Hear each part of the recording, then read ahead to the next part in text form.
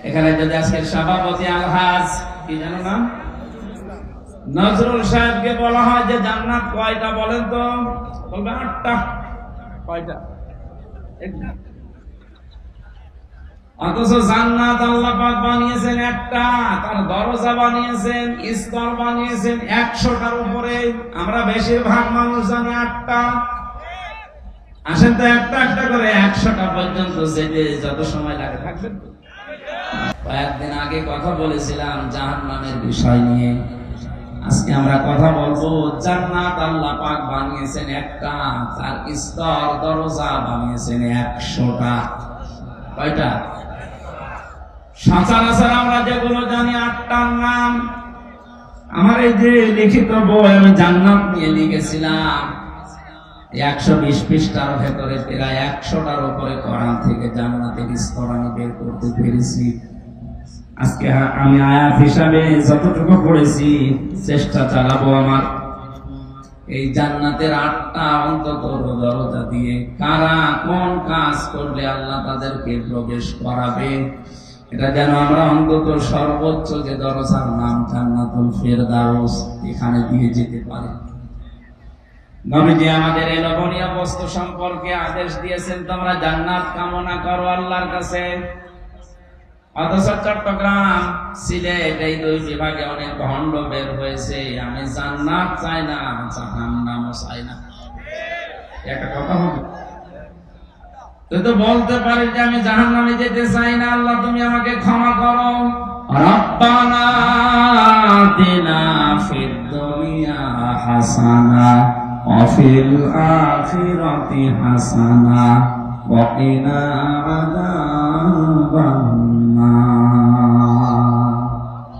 দুনিয়ায় কল্যাণ দাও, আখিরাতে শান্তি দিও, জাহান্নাম থেকে আমাদেরকে বাঁচাও।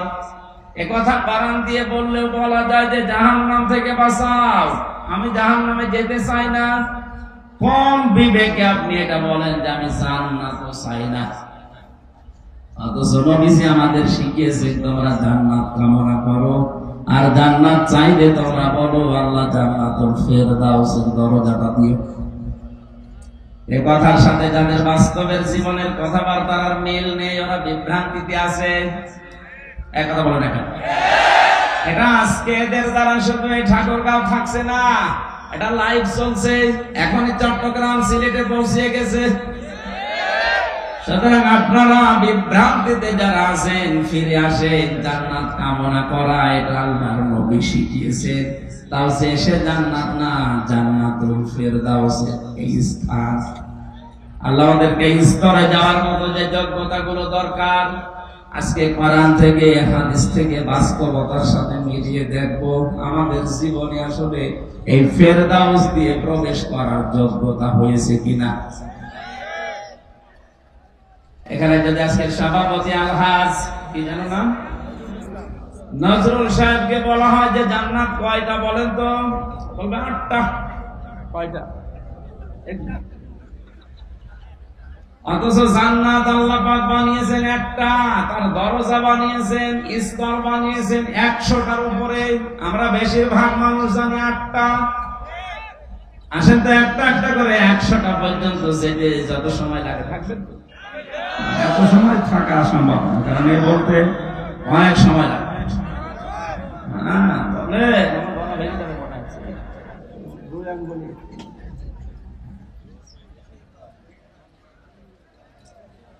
যেটা কামনা করার জন্য নবীজি আমাদের শিখিয়েছেন তার নাম জান্নাতুল ফেরদাউস।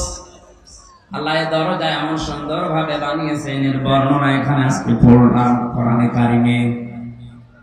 সূরা কাহাফ 107 এবং 8 নম্বর আয়াত আল্লাহ জানিয়েছেন, ইন্নাল্লাযীনা আমানু ওয়া আমিলুস সালিহাত কানাত লাহুম জান্নাতুল ফিরদাউসি নুজুলা। বলেন আল্লাহু আকবার। খুব মনোযোগ দিয়ে শুনবেন। মনে করছেন এই আয়াত তো সে জন্মের পর থেকে শুনছি না, গতানুগতিক কথা আমি বলছি না, এখান থেকে গুরুত্বপূর্ণ কিছু শিক্ষা আমি বের করবো বাস্তবের সাথে মিলিয়ে। এটা হয়তো আমার বিরুদ্ধেও যেতে পারে, আমিও পরিবর্তন হব। কথা বলেন। আমাদের যার গায়ে লাগবে তাকেই পরিবর্তন হওয়া লাগবে। কারণ বয়ান এখন আর হামজা করছে না, বয়ান করছে সরাসরি আল্লাহ নিজে। আমার মুখ দিয়ে শুধু অ্যাডভার্টাইজ হচ্ছে। আল্লাহ পাক জানিয়েছেন ইযকুম লাআল্লাকুম তাযাক্কারুন। ওয়াজ তো করি আমি আল্লাহ, ওয়াজ কে করে? হামজা ওয়াজ করছে, ওয়াজ সরাসরি আল্লাহর, আমি শুধু অ্যাডভার্টাইজ করে শোনাচ্ছি। এজন্য মনে করবেন আল্লাহ নিজে এখানে ওয়াজ করছেন আর আমার মুখ দিয়ে শুধু অ্যাডভার্টাইজ হচ্ছে।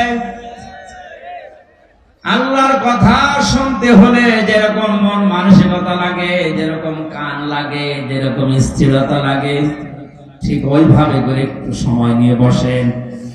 ঘন্টা খালি বসা যাবে না। কষ্ট হচ্ছে আমি তো দেখতে পাচ্ছি। যে ইবাদতে কষ্ট বেশি ওই ইবাদতে সওয়াব বেশি। আর আমাদেরকে আল্লাহ দুনিয়াতে যেহেতু ইবাদতের জন্যই বানিয়েছেন, লাকাদ খালাকনাল ইনসানা ফি কাবাদ, অবশ্যই আমি মানুষকে বানিয়েছি কষ্টের পরে কষ্ট সহ্য করে। ইয়া আইয়ুহাল ইনসানু ইন্নাকা কাদিহুন ইলা রাব্বিকা কাদহান ফামুলাকি। হে পৃথিবীর মানব মণ্ডলী, তোমাদের রব পর্যন্ত পৌঁছাতে হলে কঠোর পরিশ্রমের মাধ্যমে পৌঁছানো লাগবে। আজকের ঠাকুরগাঁওয়ের মানুষগুলো আল্লাহ পর্যন্ত পৌঁছাতে পারবে বিশ্বাস করছে কষ্ট দেখে। যারা কষ্ট করে বসে আছেন আপনি বিশ্বাস করতে পারেন আপনার সওয়াব ডবল হচ্ছে। মনে করছেন সওয়াব যখন ডবল হচ্ছে একটু মারামারি করি, পরিবেশ আবার নষ্ট করলে যে আমাদের সওয়াব বেশি, ওইটা নষ্ট হবে, গুনাহ হবে ডবল। এদিকে হিসাব করে একটু কষ্ট সহ্য করেন। সূরা কাহাফ নামকরণ, ঐতিহাসিক প্রেক্ষাপট, শানে নজরুলের যে বিষয়গুলো সব বলতে গেলে গরমে আমিও পারছি না, সব বাদ দিয়ে একবারে আমরা তাফসিরে চলে যাই। আল্লাহ বলেন ইন্নাল্লাযীনা, নিশ্চয় যে বাজারা, আমানু ঈমান এনেছে, ওয়া আমিলুস সালিহাত, ভালো ভালো কাজের আঞ্জাম দিয়েছে। এবার আসেন তো আয়াতের দুইটা বিষয় নিয়ে যতক্ষণ পারি আমরা চেষ্টা করি তাফসীর করার। আল্লাহ জানিয়েছেন যারা ঈমান এনেছে না ঈমান পেয়েছে। বলেন বলেন ঠাকুরগাঁওর মুসলমানেরা, আপনারা ঈমান এনেছেন না ঈমান পেয়েছেন?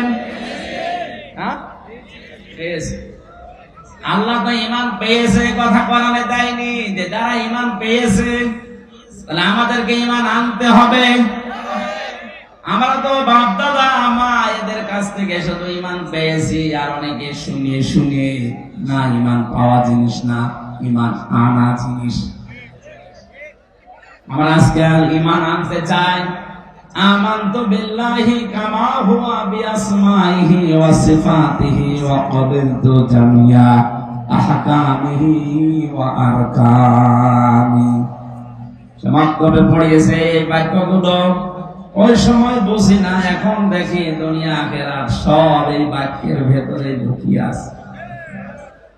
কেউ যদি বলে আমানতু বিল্লাহ, আল্লাহ আমি ঈমান এনেছি, আল্লাহ পাক বলেন চারটা কথা তোর জীবনে থাকা লাগবে। কয়টা? আবার বলেন তো আমরা ঈমান এনেছি না ঈমান পেয়েছি? যারা ঈমান পেয়েছেন তারা ঈমান আনেন। কিভাবে ঈমান আনবেন? হযরতে বেলাল যেভাবে ঈমান এনেছিলেন, হযরতে খাব্বাব যেভাবে ঈমান এনেছিলেন। ওনারা ঈমান আনার পরের পরবর্তী শব্দ কি? কামা হুয়া, আল্লাহর প্রতি আমরা ঈমান এনেছি, যিনি তার অস্তিত্ব আমি স্বীকার করলাম, দুনিয়া একজন আছে, আল্লাহ একজন আছেন। আমি এই কথা বিশ্বাস আমরা করি, আল্লাহ একজন আছে। কিয়ামতে এই জবাবটা আমরা তুলে ধরতে পারবো। ময়দানে মহাশারে এরকম কোটি কোটি মানুষেরা যখন থাকবে, এর ভেতরে যারা দুনিয়ায় এই কথা স্বীকার করেছিল কামা হুয়া, আল্লাহ একজন আছে, এই কথার দ্বারাই কোটি কোটি মানুষ আল্লাহ জান্নাতে দিয়ে দেবে। আল্লাহ আজকের এই হাতগুলো যেন ওই ময়দানে আল্লাহ এভাবে দোলার তৌফিক দেয়। আরো জোরে বলেন আমিন।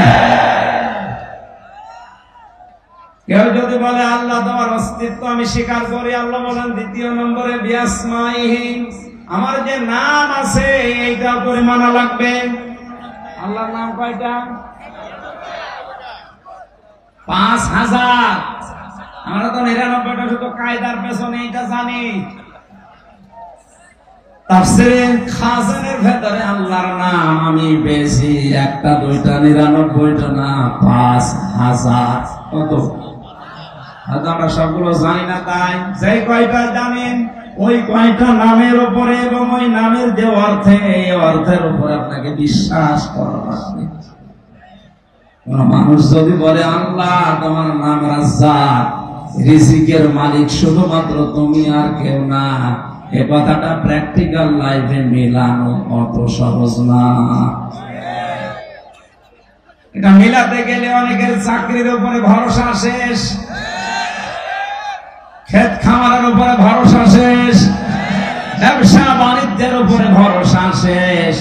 এটা দৃঢ় ভাবে স্বামীদের মতো তার ভেতরে বিশ্বাস আনবে রিজকের একমাত্র মালিককে। ওমা মিন দাব্বাতিন ফিল আরদি ইল্লা আলাল্লাহি রিজকুহা। আল্লাহ পাক বলেন জমিনে এমন কোন বিচরণশীল জীব নেই যার রিজকের দায়িত্ব আমি আল্লাহ নিজের হাতে নেই। বর্ণনা যদিও দুর্বল, আমি শিক্ষার জন্য বলছি। হযরত সুলাইমান নবী আলাইহিস সালাম একবার আল্লাহকে বলেছিলেন, আল্লাহ তুমি রাজ্জাক, রিজকের একচ্ছত্র মালিকানা তোমার। ইন্নাল্লাহা হুয়ার রাজ্জাকুল যুল কুওয়াতিল মাতিন। রিজকের মালিক তুমি, এটা আমি বিশ্বাস করি মনে প্রাণে। তুমি যে সবাইকে রিজিক দাও এটাও আমি বিশ্বাস করি। আমি তোমার কাছে একটা আরজি পেশ করি, তোমার যত সৃষ্টি আছে আমি একটা দিন খাওয়াতে চাই। আমাকে বিশাল সাম্রাজ্য দিয়েছো, বিশাল ক্ষমতা দিয়েছো, এটার উপরে ভর করে আমি এ দায়িত্ব নিতে চাই। আল্লাহ পাক তিনবার তাকে বলেছিলেন না, এটা সম্ভব না। নাছর বান্দা হয়ে যখন বললেন আমি চাই, আল্লাহ পাক বলেন একদিনের দরকার নেই, মাত্র এক বেলার খাবারের দায়িত্ব তোমার দিলাম, চাও দেখি কেমন পারো। 6টা মাসের কথা আছে তাফসীরের ভেতরে। আমি আবার বলছি, বর্ণনাটা যদিও দুর্বল, আমি উদ্বুদ্ধ করার জন্য বলছি। শিক্ষাটা কি এখানে? 6টা মাসে কাতারে খাবার রান্না হয়েছে। আল্লাহর পক্ষ থেকে নির্দেশ ছিল যে কোনো খাবার রান্না করা হবে, কোনো খাবার যেন নষ্ট হয়ে না যায়। বিশাল খাবারের স্তূপ তৈরি করে রেখে দিয়েছে। 6 মাস পরে হযরত সুলাইমান ডাকছে, বলে রব্বুল আলামিন তোমার সৃষ্টি জগৎকে তুমি পাঠিয়ে দাও। সমুদ্রের এক বিশাল হাঙর চিংড়ি মাছ ডাক দিয়ে বলে মালিক আজকে ক্ষুধা লেগেছে, সকালে তো খাবার দিলে না। আল্লাহ জবাব দিয়েছে, নবী সুলাইমান তোমাদের দাওয়াত দিয়েছে, যাও। দরবারে এসে বলছে আমার খাবার কোথায়? হযরত সুলাইমান মাছের ভাষাও বুঝতেন, পাখির ভাষাও বুঝতেন, জিনদের ভাষাও বুঝতেন। তিনি বললেন বিশাল খাবারের স্তূপ তৈরি করা আছে, ওখান থেকে খেয়ে চলে যাও। তাফসীরে মুফাসসির লিখেছেন বিশাল খাবারের যে পাহাড় তৈরি করা ছিল, ওই বিশাল মাছ এসে শুধু এক লোকমাতে শেষ করে দিয়েছে। দরবারে সুলাইমানকে বলে, নবী সুলাইমান আমার এক লোকমা খাবার হয়েছে, বাকি আর কই? আরে কেন? বিশাল পাহাড় আছে, বাকি লোক ওখান থেকে খেয়ে চলে যাও। মা জবাব দিয়েছে, বাদশাহ যে খাবার ছিল ওটা আমার এক লোকমা হয়েছে, ওই রকম প্রতিদিন 3 লোকমা করে বিশাল সাগরে আল্লাহ আমার খাবার পৌঁছায়। সুলাইমান নবী সাজদা পড়ে ডাক দিয়ে বলে রব্বুল আলামিন তুমি যে রাজ্জাক, এটা আমি শুধু বিশ্বাস করতাম, আজকে চোখে দেখলাম। তুমি ছাড়া রিস্কের দায়িত্ব পালন করা পৃথিবীর কারো জন্য সম্ভব না। এখানে যে মানুষেরা বিশ্বাস করে আল্লাহর আসমাত, আল্লাহর নাম আছে বিআসমাইহি, তাদের ভেতরে রিস্কের ভয় উঠে যায়। মানুষগুলো আমেরিকাকে, রাশিয়াকে, চীনকে, ভারতকে রিস্কের মালিক মনে করে না। আর বাংলাদেশে এই শ্রেণীর মানুষ মাত্র 100 জনে 15 জন। আমার কথা বলছেন আপনি? যখন এই বিশ্বাসে বিশ্বাসী মানুষ 100 জনের 15 জন না 51 জন পর্যন্ত তৈরি হয়ে যাবে যে বিআসমাইহি, আমি এমন আল্লাহর উপর ঈমান এনেছি যার অস্তিত্ব আছে, যার নাম আছে, 5000 নামকে আমি মনে প্রাণে বিশ্বাস করি এবং মেনে নিয়েছি। রিস্কের দায়িত্ব তখন ভারতকে দেবে না, চীনকে দেবে না, আমেরিকাকে দেবে না, রাশিয়াকে দেবে না। আল্লাহ ছাড়া রিস্কের দায়িত্ব কারো হাতে নেওয়া সম্ভব না। এই কাহিনীটা শোনার পরে ওর বিশ্বাস আরো বেড়ে যাবে। দেশের দায়িত্বে যারা আছেন কারো উপরে ভয় না পেয়ে রিস্কের মালিক আল্লাহকে মনে করে সঠিক পথে কোরআনের দিকে ফিরে আসা দরকার। মহান আল্লাহ আমাদেরকে এখনো রিজিক ওইভাবে পৌঁছাতে পারে। আমরা এই ভয়কার কারণে আজ সত্যকে সত্য বলে তুলে ধরতে পারি না। কথা বলে না কেন? 57টা মুসলমান রাষ্ট্র দুনিয়ায়, আমাদের প্রধানমন্ত্রী অন্তত সেইভাবে একটু প্রতিবাদ জানিয়েছে এই নিকৃষ্ট জাতি ইহুদিদের বিরুদ্ধে। 57টা মুসলমান রাষ্ট্রের প্রধানরা যদি এতটুকু জানাতো, দেখ ইরান একটা কাজ করছে, সবাই যদি এভাবে রিস্কের দায়িত্ব আল্লাহ তুমি একমাত্র মালিক এ কথা বিশ্বাস করে আমেরিকাকে ভয় না করে, রাশিয়া, চীন, ভারতের উপরে ভরসা না করে আল্লাহর দিকে ফিরে আসতাম, আল্লাহর কসম ওই মানুষগুলো এমনিতে আল্লাহ মুক্ত করে দিত। তাদের নিজেদের আপন জায়গা তারা বসবাস করতে পারবে না, উড়ে এসে জুড়ে বসে ওদেরকে দুনিয়া থেকে বিদায় করে দিচ্ছে। আমার কথা গভীরে যাচ্ছে, কিন্তু আপনি চিন্তা করলেন আমরা কিন্তু ঈমান পাইনি, আমরা ঈমান আনছি এখন। আর ঈমান আনার প্রথম পদ্ধতি আল্লাহর অস্তিত্ব স্বীকার করা, আল্লাহর নামগুলো বিশ্বাস করা এবং প্রতিটি নাম প্র্যাকটিক্যাল লাইফে মিলানো। আপনি যেমন রাজ্জাক হিসাবে আল্লাহকে মেনে নিয়েছেন, হাকিম হিসাবে আল্লাহকে মানা লাগবে।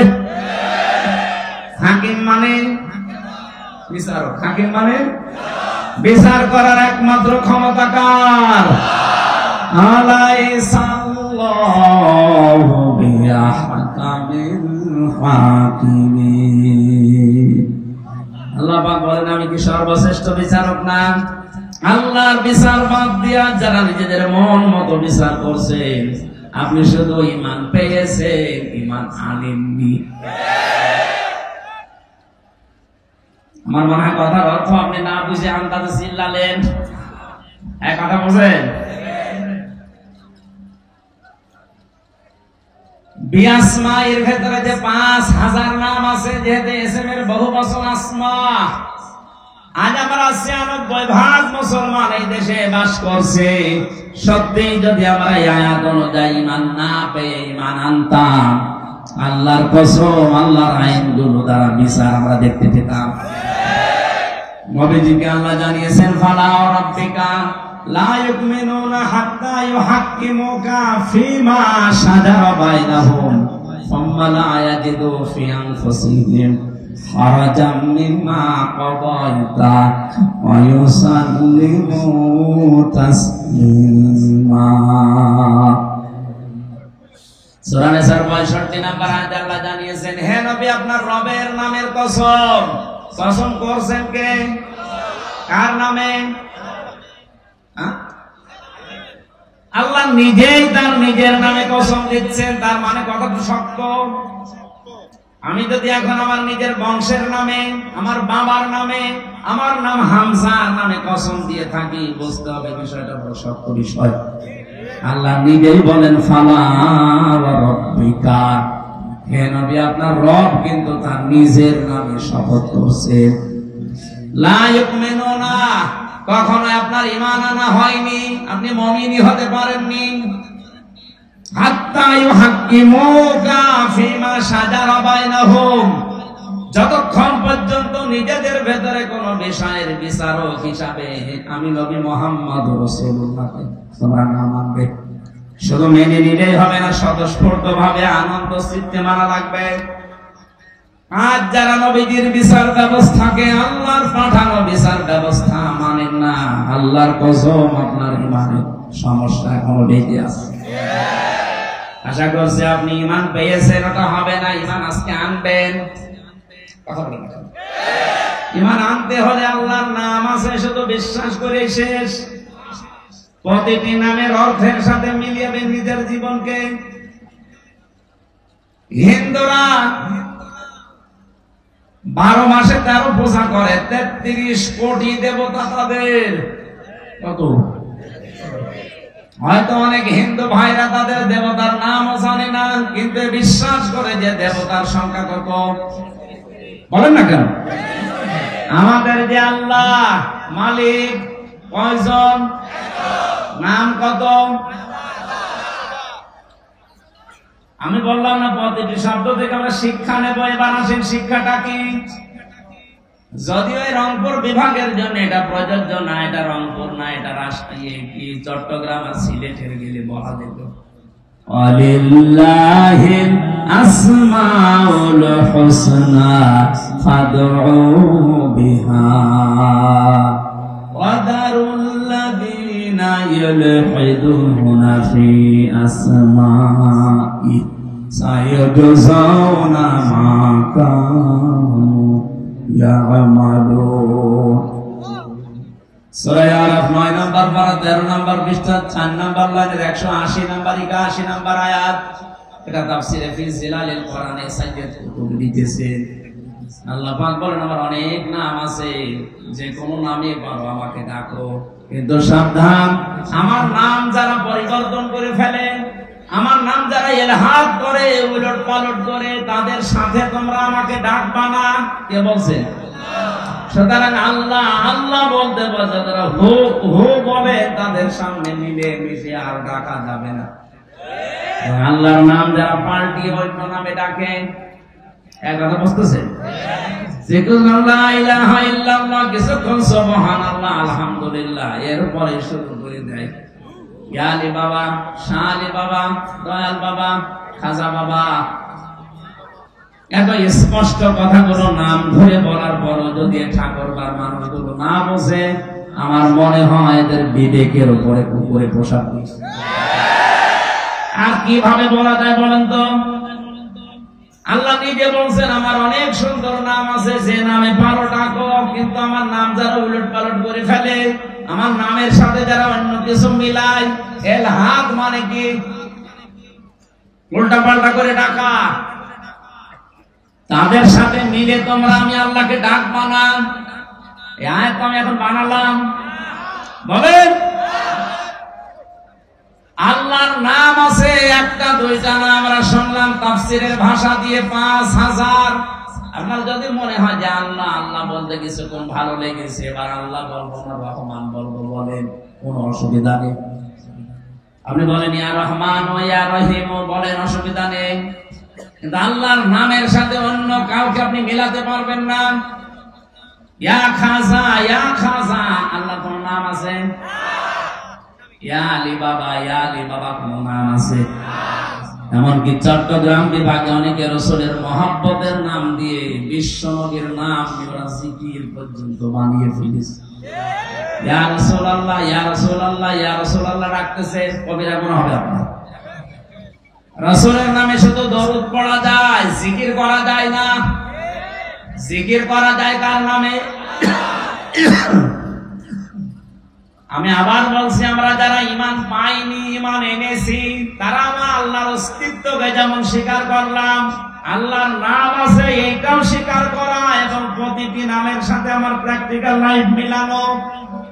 আমি তো রাজ্জাক হিসাবে আল্লাহকে মেনে নিয়েছি, হাকিম হিসাবে আল্লাহকে মেনে নিয়েছি, রব হিসাবেও আমাকে আল্লাহকে মানা লাগবে।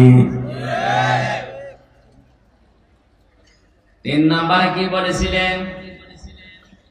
ওয়াসিফাতিহি, আমি এমন আল্লাহর উপরে ঈমান এনেছি যার শুধু গুণাগুণ নেই, এই গুণের কার্যকারিতা আছে। হিন্দু ভাইদের দেবতাদের নাম আছে, কিন্তু নামের কার্যকারিতা কিয়ামতের আগে আপনি দেখাতে পারবেন না। এখন যদি বলেন আমার ধর্মকে আপনি ছোট করছেন না, আপনি বাস্তবে মিলান। আমি যতটুকু বাস্তবে দেখেছি, এদিকে তাকান, মোনাজাতের পরে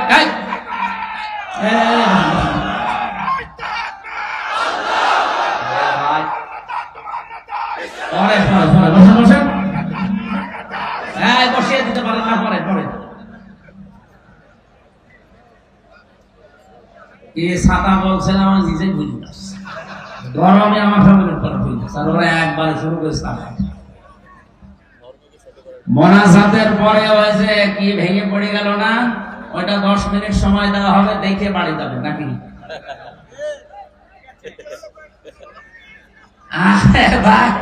একটা বাঁশ ভেঙে পড়ে যাচ্ছে, এইটা দেখার জন্য যদি আপনি কোরআনের আলোচনা বাদ দিয়ে ওইদিকে তাকাতে পারে, আমার তো মনে হয় এখন যদি এমনি পরিমণি হেঁটে যেত, আমার বাদ দিয়ে ওইদিকে ছুটি ছিল বসে। ঠিক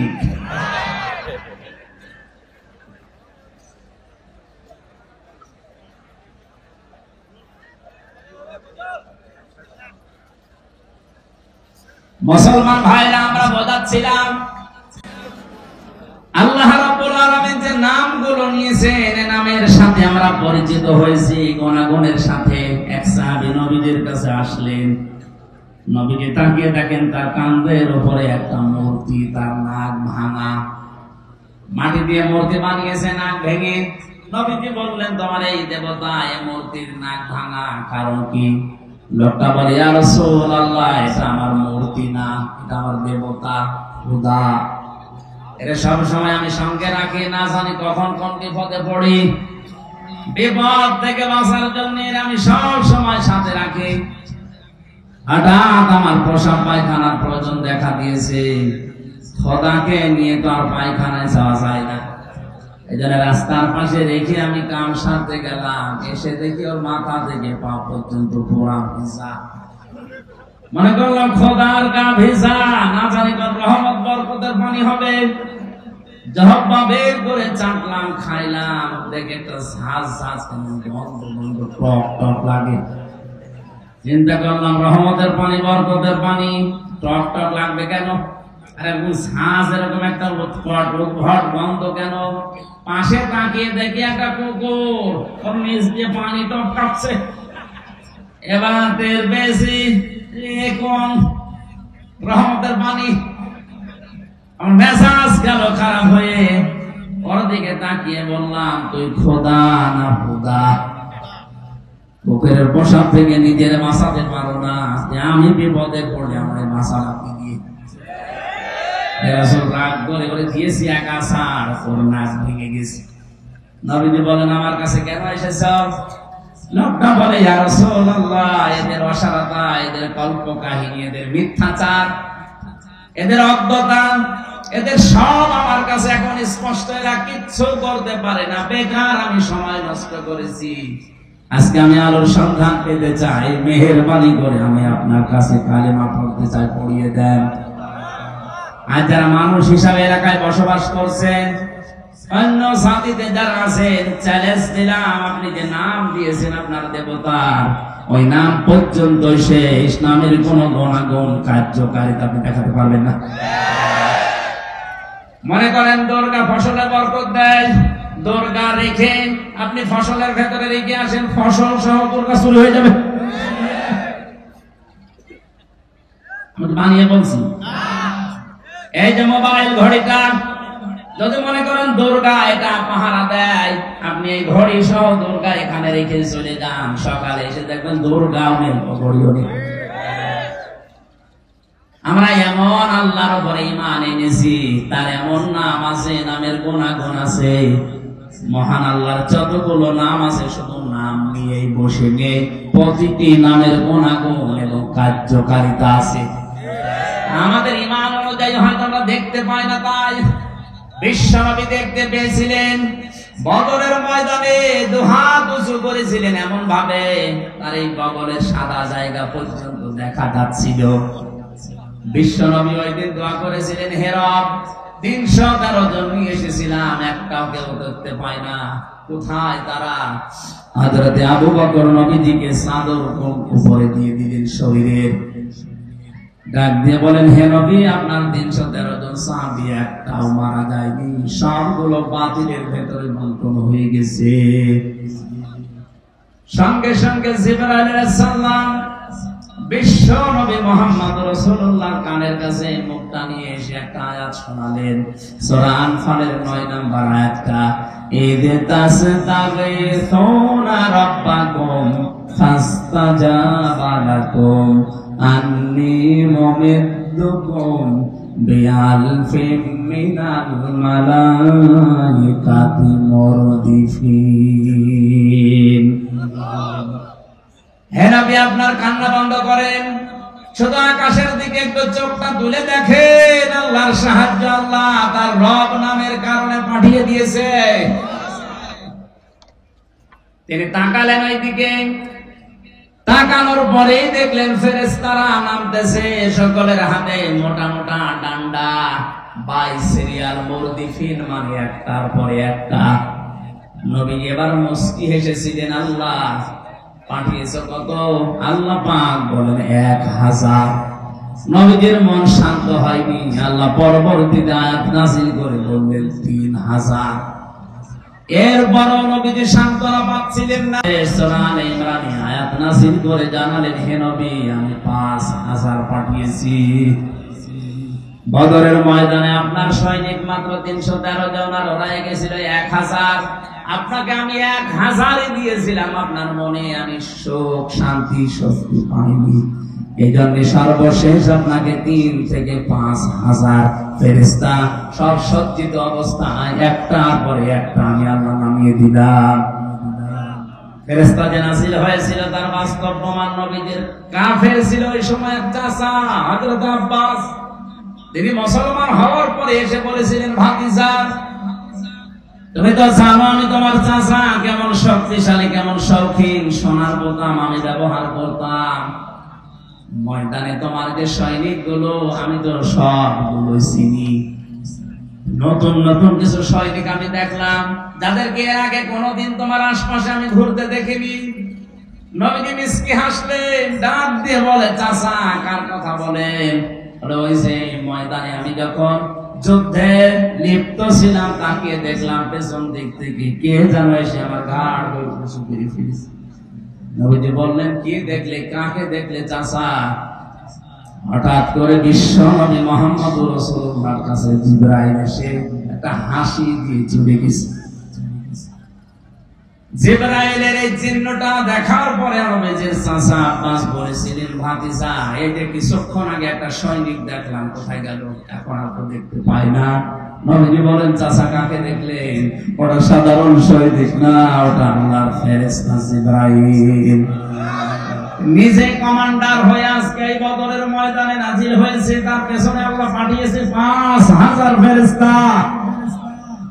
যে সমস্ত কাফেররা মরে পড়েছিল, বিশ্ব নবী বদরের ময়দানে কোন দিনের জন্যও তিনি আগ্নেয় অস্ত্র ব্যবহার করেন নাই, অথচ যে সমস্ত কাফেরেরা মরা পড়েছিল, যে ওদেরকে কাছে যে দেখলেন অধিকাংশ গুলো শরীর পুড়ে গেছে।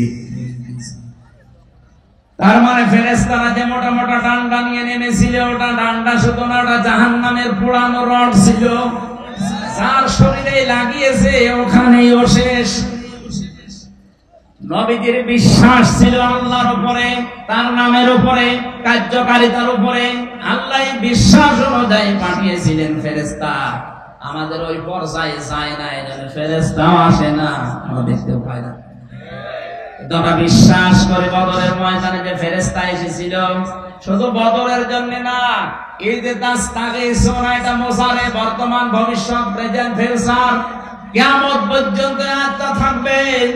আমরা যদি আল্লাহর উপরে ঈমান আনতে পারি, সত্যি যদি তার অস্তিত্ব আমরা মেনে নিয়ে তার নামগুলো বিশ্বাস করে কার্যকারিতা কিয়ামত পর্যন্ত আছে, এটা যদি সত্যি আমরা দেখাতে পারি, মহান আল্লাহ এখনো ফেরেশতা নাযিল করে সাহায্য করতে পারে।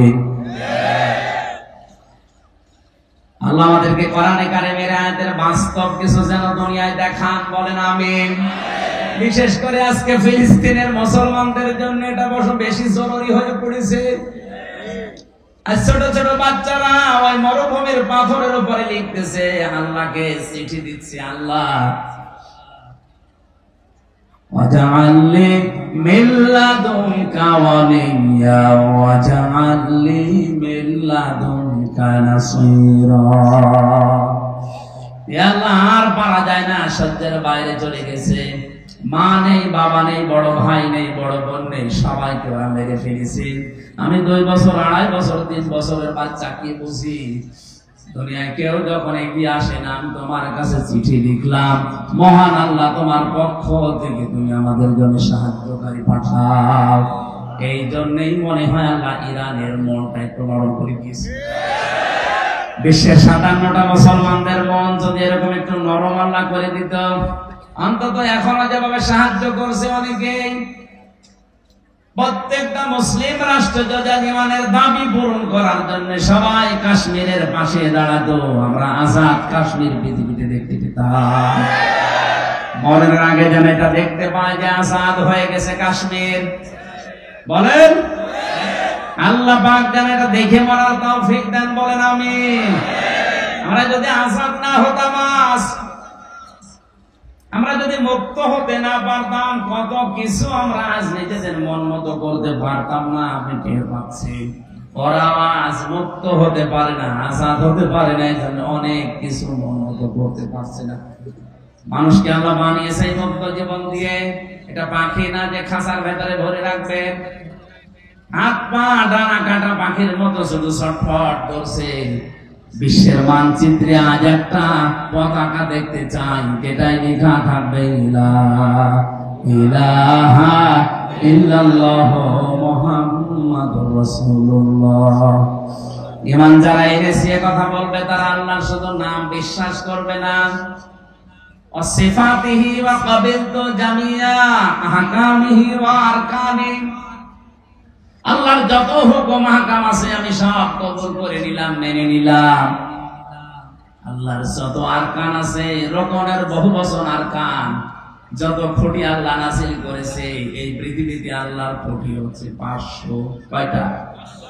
এই যে 1টা 2টা 3টা 5টা খুঁটি দেখতে পাচ্ছেন, এই প্যান্ডেল ঠিক রাখার জন্য, আল্লাহর বিধান এই পৃথিবীতে কায়েম রাখার জন্য 500 খুঁটি দরকার। ওই 500 খুঁটি আল্লাহ কোরআনে কারিমে দিয়েছেন। প্রতিটি খুঁটি আমি মেনে নিলাম, যেখানে খুঁটি দেখবো খুঁটির বাইরে আমি যাব না।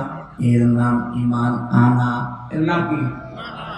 আমরা ঈমান আসলে পেয়েছি, ঈমান আনা পারি না। ছোটকালে কায়দায় যেটা পড়িয়েছিল মক্তবে হুজুরেরা, আমানতু বিল্লাহি কামা হুয়া বিআসমাইহি ওয়া সিফাতিহি ওয়া কাবিলতু জামিয়া আহকামিহি ওয়া আরকানি, এটার উপরে আমাদের বাকি জীবন যেন আমরা ঈমান এনে সেট করতে পারি, বলেন আমিন। এভাবে যারা সত্যি ঈমান আনবে, ওয়া আমিলুস সালিহাতি, 2 নম্বরে যে মানুষগুলো এই ঈমানের দাবি অনুযায়ী এই যে 500 নাম বিশ্বাস করেন, নামের কার্যকারিতা আছে মেনে নেন, এভাবে যারা ঈমান আনার পরে ভালো ভালো কাজের আঞ্জাম দুনিয়ায় দেবে। আমলের বাংলা অর্থ কাজ, আমল মানে কাজে পরিণত করে দেখাবেন। এখন সালিহাত বহু বছর আল্লাহ দিলেন, ভালো কাজ কোনটা? আমাদের এই বাংলাদেশ, ভারত, পাকিস্তান, এই সমস্ত দেশে আমরা অনেকেই মনে করি ভালো কাজ মানে শুধু নামাজ পড়া, রোজা রাখা, ভালো কাজ মানে জিকির করা না। পৃথিবীর সবচাইতে ভালো কাজ হচ্ছে এই পৃথিবীর ময়দানে আল্লাহর বিধানকে ইজহার করা, প্রকাশ করা, বিজয়ী করার জন্য চেষ্টা করা। দিন কায়েম করো, ওয়ালা তাতাফাররাকু ফি, এই বিষয়ে কোনো ফতোয়াবাজি করবা না। সুতরাং বাংলাদেশে আজ যারা দিন কায়েমের জন্য চেষ্টা সাধনা না করে এর বিরুদ্ধে যারা ফতোয়াবাজি করে, বুঝবেন এগুলো প্রকাশ্য দুশমন। ওদের জুব্বা যতই বড় থাক, ওদের দরবারে যতই মানুষ হোক, ওদের ঘন্টা যত বড় হোক, দিন কায়েমের বিরোধিতা যারাই করবে ওরা আল্লাহর শত্রু, রাসূলের শত্রু, আমাদের শত্রু। কারণ পৃথিবীর যত নবীর শরীয়ত দেখবেন, হয়তো কম বেশি কিছু পাবেন। এক নবীর শরীয়তে যেটা ফরজ ছিল, আর এক নবীর শরীয়তে সেটা নিষেধ ছিল। কথা বলে না কেন? কিন্তু দিন কায়েম করো এই শব্দটা পৃথিবীর যত নবী আল্লাহ পাঠিয়েছেন প্রত্যেকটা নবীকে বলেছেন এটা ফরজ। ওয়ালা তাতাফাররাকু ফি, এই বিষয়ে কোনো ফতোয়াবাজি চলবে না। আর বাংলাদেশে অনেক আলেম নামে জালেম যত ফতোয়া সব দ্বীনের মুজাহিদ, ইসলামী আন্দোলনের বিরুদ্ধে ফতোয়া দেয়, আর ইমানই চলে গেছে। আর ওরাই বলে যে ইসলামী আন্দোলন দুনিয়া যারা করে তাদের নাকি আকীদা ঠিক নেই, ওদের ওয়াজ শোনা যাবে না। টাটকা নির্ভেজাল শয়তান। সূরা শূরা 13 নম্বর আয়াতে আল্লাহ দলিল দিয়েছেন চারজন নবীর নাম দিয়ে। কয়জন? হযরত ঈসা নবী, হযরত মুসা নবী, হযরত ইব্রাহিম নবী, হযরত নূহ নবী। এত বড় পাওয়ারফুল চারজন নবীকে ডাক দেওয়ার পরে নবীকে বললেন, হে নবী, আপনাকে আমি ওহী করলাম আন আকিমুদ্দিন, আপনি আরজাই করেন দুনিয়াতে দিন কায়েম করবেন। দিন কায়েম মানে শুধু পায়খানায় বলেন, শুধু খাবার খাওয়ায়, শুধু সন্তান জন্ম দেওয়ায় না, টয়লেট থেকে শুরু করে আন্তর্জাতিক জীবন পর্যন্ত যেখানেই যাবেন ওখানেই দিন আছে না নেই? টয়লেটে গেলে দিন আছে, এটা আপনি মেনে নিলেন যে বাম পা দিয়ে প্রবেশ করা, দোয়া পড়া, কিছুক্ষণ বসে থাকা, এরপরে গামটা জিনিস বের করে বের হওয়ার সময় ডান পা দিয়ে বের হয়ে দোয়া পড়া হয়ে গেল।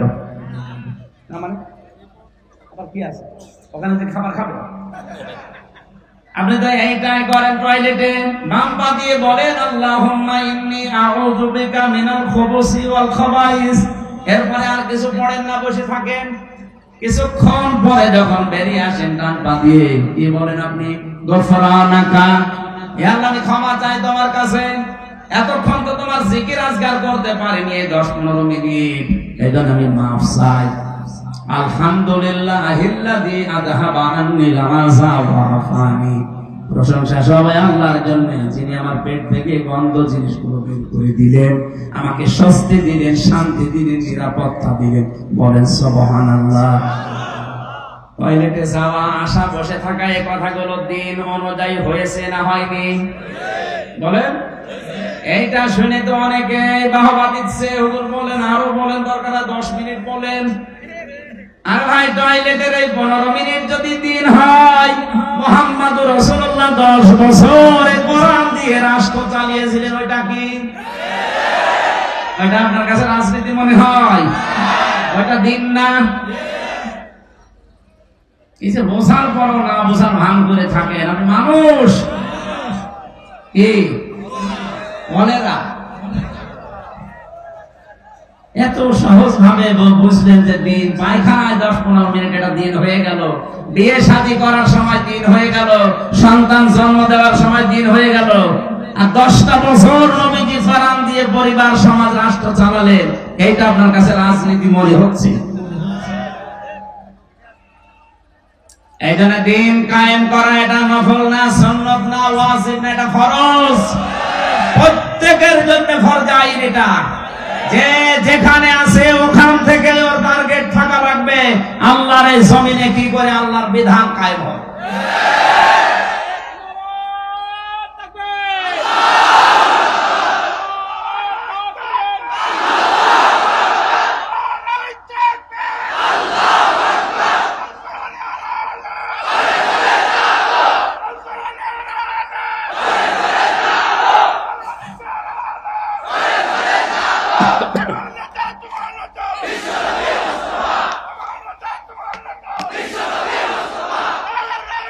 আলহামদুলিল্লাহ। তাহলে আমলে সালেহ বলতে আমাদের যে ভ্রান্ত ধারণাটা আছে, পৃথিবীর সবচাইতে বড় আমল হচ্ছে দিন কায়েম করার আমল। সাহাবায়ে কেরাম এইটা বুঝেছিলেন, এই জন্য 11 বছরের মাঝমধ্যে জীবন দিতে দ্বিধাবোধ করেননি। আর নবীর কাছে যে বলেছেন, হে নবী আপনারা আমার দুই ভাইকে নেন। নবীজি বলেন, তুমি তো ছোট, মাপে বুঝতে চাও না। মাপে বুঝি না তাতে কি হয়েছে, আপনি শক্তি পরীক্ষা করেন। দেখেন তো, ওরা ভালো কাজ বলতে বুঝেছিল আল্লাহর জমিনে দিন কায়েম করা, আর আমরা এই কাজকে দুনিয়ার কাজ মনে করে, এই কাজকে রাজনীতি মনে করে অনেকের ছেলে মেয়ে স্ত্রী নিজেও যেতে চায় না, এদেরকেও যেতে চায় না। আমি আশা করছি আপনার এই ছোট কথা আপনি বুঝেছেন। না বোঝার ভান করে থাকলে এদিকে আসেন, ঝড়ি ক্লাস দিয়ে বুঝাচ্ছি। আমল এইটাই পৃথিবীর শ্রেষ্ঠ আমল। আমি এটা তো বানিয়ে বলছি, বলেন। আজ এই দেশের 18 কোটি মানুষের 96% মানুষ যারা মুসলমান দাবি করছে, তাদের ছেলেকে, মেয়েকে, স্ত্রীকে, ভাতিজাকে, ভাইজিকে যদি এই মনে করে দিতাম যে এই ভালো কাজ সবাই মিলে করো নামাজ পড়ার মতো, এদেশে দিন কায়েম হতে আর বেশি দেরি হওয়ার কথা। বলে নামাজও পড়ছেন, রোজাও রাখছেন, হজ করে আসেন, যাকাত দেন, বড় সুবহা গায়ে দেন, আর দিন কায়েমের জন্য যারা আন্দোলন করে এদের কথা শুনলে আপনার কাছে রাজনীতি মনে হয়? বলে দিন কাল ভালো না, দরকার না। আমি তো সালিহাত হচ্ছে না আপনার ঈমান অনুযায়ী, এদের ভালো কাজ এখান থেকে শুরু করা দরকার।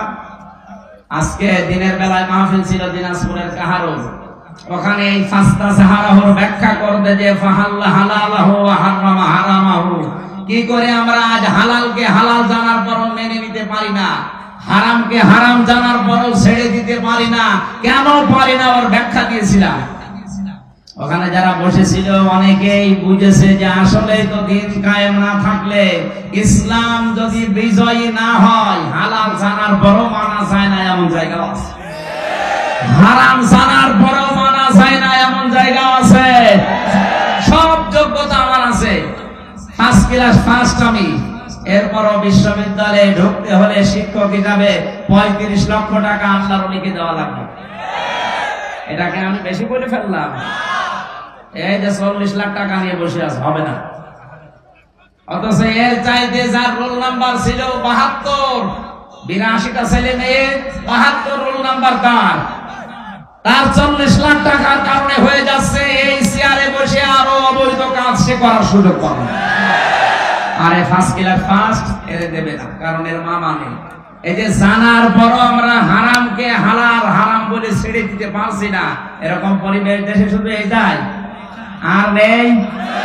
আজকট কাটাচ্ছে, যান আদালতে যান, 3টা বছর তো আমি দেখলাম, আমার তো মনে হয় আদালতের ইট পর্যন্ত টাকা চায়। বিশ্বাস হচ্ছে না, ঠাকুর গাড়ি আদালতে যান, কোর্টের ইট পর্যন্ত বলবে 10 টাকা দিয়ে যান। এই জন্য কোরআন যদি বিজয়ী না থাকে, এই দেশে আপনি মরেও শান্তি পাবেন না। মরণের সময় আপনার ঈমান নসিব হবে না, বেঈমান হয়ে মরবেন। আল্লাহ এই সহজ কথাটাকে তুমি সহজ ভাবে আমাদের ব্রেনের ভেতরে ঢুকিয়ে দাও। এটা রাজনীতি মনে করে, জঙ্গিবাদ মনে করে যদি এড়িয়ে যেতে চান, আপনি কিন্তু বেঈমান হয়ে মরবেন। কারণ যাদের জীবনে দিন কায়েমের আকাঙ্ক্ষা নেই, নবীজি বলেছেন ও মরতে গেলে মুনাফিক হয়ে মরবে। আল্লাহ তুমি আমাকে সহ যারা এসেছি আমাদেরকে বাঁচাও, আমরা যেন শাহাদাতের মরণ পাই, বলেন আমিন। নেক কাজ এই একটা একটা করে এরকম কোরআনে কারিমে আসে, নেক কাজের কথা কয়টা? 500। কয়টা?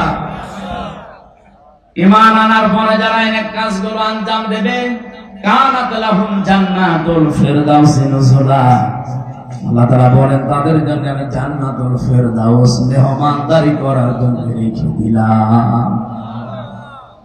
আমার ভাইরা, মেহমান যত দামি হয় তার জন্য প্রস্তুতি তত আগে থেকে নেওয়া হয়। আমি এলাকায় আপনাদের মেহমান, যেহেতু 3 বছর ছেলে, আর এর আগে 1 বছর আসি না, 4 বছর পরে আসতেছি, এই জন্য এলাকায় ধুম পড়েও গেছে এরকম বেশি। আমার মনে হয় আশপাশে 3-4 থানার ভেতরে খবর নিয়ে দেখেন, প্রত্যেক বাড়িতে মেহমান পড়ে গেছে। এটা জিবরাইল আসবে এই কারণে, বলেন যেহেতু আপনারা আমাকে দামি মেহমান মনে করেন, মেহমান যত দামি হয় তার জন্য প্রস্তুতিও তত আগে থেকে ৮-৭ করে নেওয়া হয়। খরচ হচ্ছে আপনাদের এরকম, একটা বলছেন কেন? 2 দিন 3 দিন 4 দিন করে মেয়ে জামাই ওর জামাই সব এসে রয়েছে। পৃথিবীর শ্রেষ্ঠ মেহমান যিনি মুহাম্মদুর রাসূলুল্লাহ সাল্লাল্লাহু আলাইহি ওয়াসাল্লামকে দিয়ে আল্লাহ জানিয়েছেন, হে নবী, ঈমান যারা আনবে এর উপরে আমল করবে, এরা যেহেতু আমার শ্রেষ্ঠ মেহমান হয়ে গেছে, এদের মেহমানদারি যে নুজুলা এর ব্যাখ্যায় আমি পড়েছি, এই মেহমানদের জন্য সর্বোচ্চ প্রস্তুতি 70টা গেট আমি আল্লাহ তৈরি করে রাখবো। প্রতিটি গেটে আমার 70,000 করে ফেরেশতা পাহারা দেবে। বিশাল বিশাল তোরণ বানানো হবে। ওয়াসিকাল্লাযীনা তাকাও রাব্বাহুম ইলাল জান্নাতি যুমারা। বিশাল বিশাল গেট, ফেরেশতারা প্রতিটি গেটে দাঁড়িয়ে আছে। এই ফেরেশতারা আপনাকে দেখার পরে বলবে, আল্লাহর বান্দা চলো চলো, যেতে হবে। মনে করবেন যে প্রথম গেট যদি এত সুন্দর হয়, এই মনে হয় জান্নাতের গেট। যতটুকু ঢোল, যতটুকু ঘটি বাটি লোটা ছায় আছে, ব্যাগপত্র নিয়ে বসে পড়বে মানুষ। ইবনে কাসির মুফাসসির বলেন, মানুষকে বসে পড়া দেখে ফেরেশতারা হাসবে। করেন কি, এত মেইন গেট না, কেবল গেট আরম্ভ হয়েছে। এরকম 70টা গেট আপনাকে পার হওয়া লাগবে। সালামুন আলাইকুম তিবতুম ফাদখুলুহা খালিদিন। শান্তি সম্ভাষণ সালাম দিতে দিতে আপনাকে নিয়ে যাবে ফেরেশতারা। আল্লাহ আমাদের কপালে যেন এটা রাখেন, বলেন আমিন। আল্লাহ পাক বলেন, এই মেহমানদারি করার জন্য আমি নিজে সবচাইতে বড় স্তর যেটা জান্নাতুল ফেরদাউস, এইটা রেখে দিলাম। খালিদিনা ফিহা, চিরকালের জন্য এই বাগানে তোরা ঘোরাফেরা করবে। লা ইয়াবগুনা আনহা হিওয়ালা, কোনদিন আর বাগান থেকে তোর বের হওয়া লাগবে না, তোর বের করেও আমি আল্লাহ দেব না, বলেন আমিন। যে বড় স্তরের নাম বললাম, বড় দরজার নাম ফেরদাউস। নাম বললাম কি? এই জান্নাতের ওয়ারিশ, উত্তরাধিকারী। বাবা মারা গেলে যেমন হারুন নিজেই তার বাবার সম্পদের উত্তরাধিকারী হয়ে যায়, এটার জন্য আর গ্রামের লোক ডাকা লাগে না। আল্লাহ কোরআনে দিয়েছেন 8টা গুণ দুনিয়ায় যারা অর্জন করবে, এই মানুষগুলোর জন্য আমি আল্লাহ জান্নাতুল ফেরদাউসকে উত্তরাধিকারী হিসাবে ওয়ারিশ বানিয়ে দিলাম। উলাইকা হুমুল ওয়ারিসুন আল্লাযীনা ইয়ারিসুনাল ফিরদাউসা হুম ফিহা খালিদুন। এরাই আমি আল্লাহর জান্নাতের অধিকারী ওয়ারিশ। এরা ওই জান্নাতুল ফেরদাউসের উত্তরাধিকারী, যেখানে ঢোকার পরে আর কোনোদিন তার বের হওয়া লাগবে না। যেভাবে সেভাবেই হোক আল্লাহ আমাদের এই ছোট্ট জীবনটা যেন পার করিয়ে বিশাল বাগানের উত্তরাধিকারী হওয়ার তৌফিক আমাদের কপালে লিখেন, বলেন আমিন। যে 8টা গুণ অর্জন করলে এখানে যাওয়া যায়। কোরআনে কারীম থেকে আমি উল্লেখ করছি, দেখেন তো আমাদের ভেতরে পাওয়া যাচ্ছে কিনা।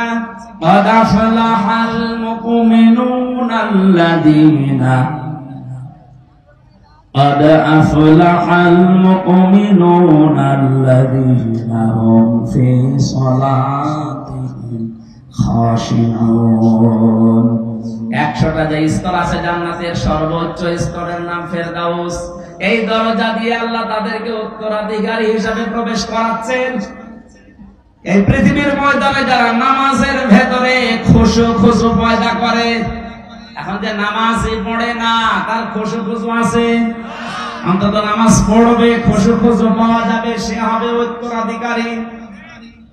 খুশুর যে ব্যাখ্যাগুলো পেয়েছে তার অন্যতম ব্যাখ্যা, নামাজে দাঁড়িয়ে সে শীতল হয়ে পড়বে। অনেকে এখানে নামাজও পড়ে, নামাজে দাঁড়িয়ে এদিক ওদিকে তাকায়, মশা লাগলে মেরে। কথা বলে কয়টা ফ্যান আছে, অনেকে বলতেছে এসির বাতাস তো আমার গায়ে লাগে না, দেখে একটু ঘুরিয়ে দিত যদি। খুশু কি এইটা? এক সাহাবী নামাজে দাঁড়িয়ে একটু কাপড় চোপড়ে ভাবে টানছিলেন, বিশ্বনবী বললেন ওর ভেতরে যদি খুশু খুশু থাকতো কখনো ওর হাত এভাবে নড়াচড়া করতো না। আমরা নামাজে দাঁড়িয়ে একেবারে শীতল পাটির মতো, পাথরের মতো এরকম যেন হয়ে যেতে পারি নামাজে। আল্লাহর কসম করেন আমার সামনে নিয়ে এই ছোট জীবনের 3টা বছর যে ছিলাম এক ঘরে, আমি দেখেছি নামাজে যদি খুশু খুশু তৈরি হয়, আর সত্যিই যদি মানুষ নামাজে দীর্ঘক্ষণ দাঁড়িয়ে দীর্ঘক্ষণ সেজদা মন মতো দিতে পারে, একটা অনির্বচন সুখ আল্লাহ আলাদা তারে দান করে, যেটা স্বামী স্ত্রীর ব্যবহারও আপনি পাবেন না। এমন একটা অজানা বেশ অজানা শান্তি আপনাকে আল্লাহ দান করবে। আজকে সেজদা দেবেন ভোর রাতে, আজান হওয়ার ঘন্টা খানিক 1.5 ঘন্টা খানিক আগে ওঠেন, অন্তত 10 রাকাত না 2 রাকাত নামাজ আদায় করেন। বিশাল লম্বা একটা সেজদা 40-45 মিনিট পড়ে থাকেন। মানে কি বলবেন মানে আরবিতে কথা বলতে না পারলে বাংলায় বলবেন মনের কথাগুলো, যে আল্লাহ আমার ওই অসুবিধা আছে, ওই ঝামেলায় পড়েছি, আমার ওই অসুখটা হচ্ছে, আমার এরকম মানে টয়লেটের ভেতরে রক্ত পড়ছে, যত রকমের অসুস্থতা আছে, অসুবিধা আছে, বিপদের কথা আছে, সেজদায় পড়ে যদি চোখের পানি ফেলতে পেরে বলতে পারেন বাংলায়ও, দেখবেন একটা আলাদা শান্তি পাচ্ছে। ওটা আল্লাহ সবাইকে দেয় না, যে মানুষগুলো নামাজের ভেতরে খুশু আর খুজু তৈরি করে, ভয় নিয়ে যারা নামাজ আদায় করে, আল্লাযীনা হুম আনিল লাগবি মুরিদুন, এই পৃথিবীতে যে মানুষগুলো অনর্থক কথাবার্তার কাজ থেকে যারা নিজেদেরকে বিরত রাখে, আজ দোকানে বসলে আপনার মুখ ঠিক থাকে না, কথা বলতে আছেন, 100টা কথা বলে 80টা মিথ্যা কথা। এদের কোনো কাজ না থাকলে চুপ করে থাকবেন। মান সমাতা নাজা, যারা চুপ থাকে সে নাজাত পাওয়ার একটা পথ পায়। 3 নম্বরে যারা যাকাত আদায় করে, যাকাত শুধু সম্পদের না, শরীরের যাকাত আছে। এই কথা বলছেন কেন? আপনার এই ধানের যাকাত আছে, গমের যাকাত আছে, ভুট্টার যাকাত আছে। এই যাকাত গুলো আজ আদায় করি না, এই জন্য আমাদের সম্পদ গুলো আজ আল্লাহ পবিত্র করে রেখেছে। উত্তরাধিকারী জান্নাতুল ফেরদাউসের হতে হলে যাকাত শরীর থেকে শুরু করে প্রতিটি জিনিসের আদায় করতে হবে। মাস